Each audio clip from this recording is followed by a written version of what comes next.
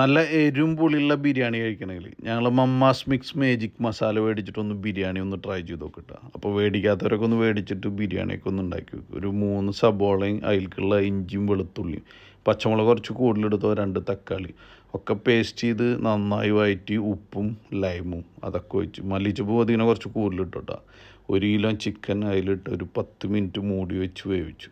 എന്നിട്ട് ഞങ്ങൾ Mamma's mix magic masala ഉണ്ടല്ലോ അത് 2 ടേബിൾ സ്പൂൺ ഇട്ടിട്ട് നന്നായിട്ട് വഴറ്റിയിട്ടാണ്. എന്നിട്ട് മൂടി വെച്ചിട്ട് ഗീ റൈസ് ഉണ്ടാക്കി. ഗീ റൈസ് 1 കിലോയിലേക്ക് 1.5 വെള്ളം ഒഴിച്ച് അതിലേക്ക് മല്ലിച്ചപ്പ് പുതിന ലൈം ഉപ്പൊക്കെ ഇട്ട് ഓയിലൊക്കെ ഒഴിച്ച് കിടിലനെ ഒരു ഗീ റൈസ് ഉണ്ടാക്കിയിട്ട് കുറച്ച് നെയ്യ് ചിക്കൻ്റെ മേലെ ഇട്ടിട്ടാണ്. എന്നിട്ട് ദമ്മിട്ടു.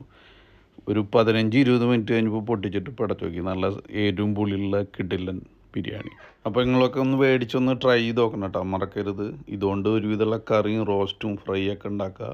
ഇപ്പോൾ സഫാരി മാളിൽ കിട്ടും, UAE പിന്നെ ഇന്ത്യയിലും കിട്ടും.